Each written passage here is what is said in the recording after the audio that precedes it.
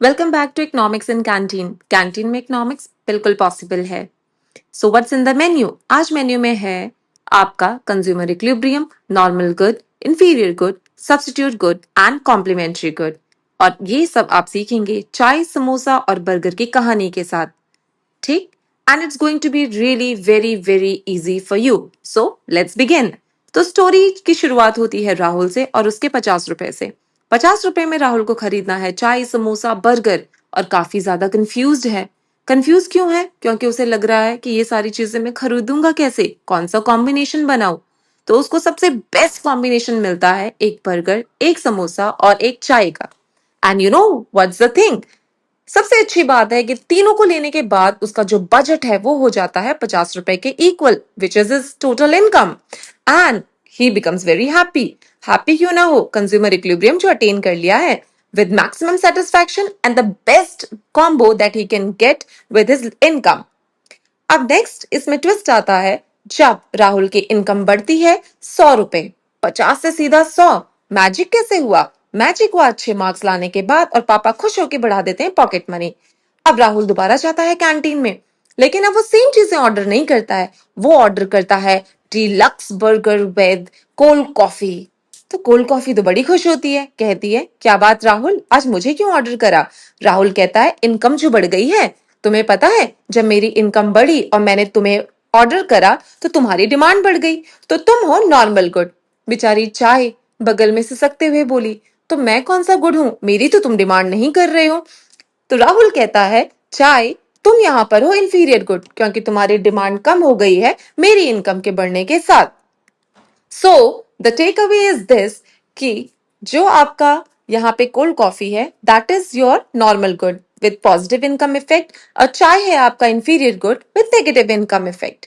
So now come to the next scene.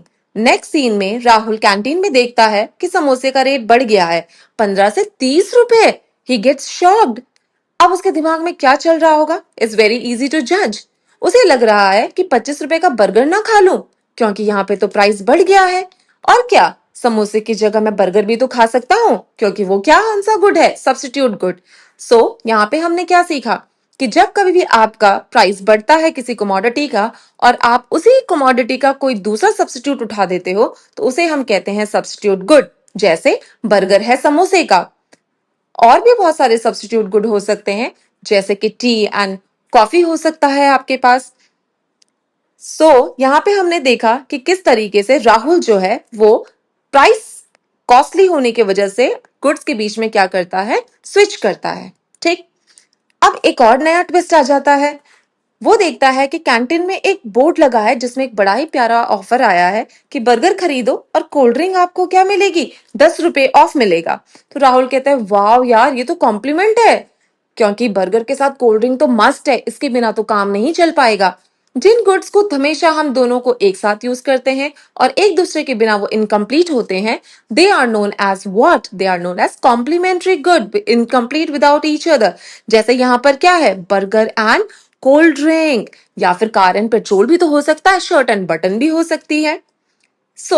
जितने भी viewers यहाँ पे इस लेसन को देख रहे हैं, I hope you all have enjoyed as Rahul has enjoyed the learning economics in canteen. तो राहुल ने यहाँ पे क्या क्या सीखा और साथ में आपने भी।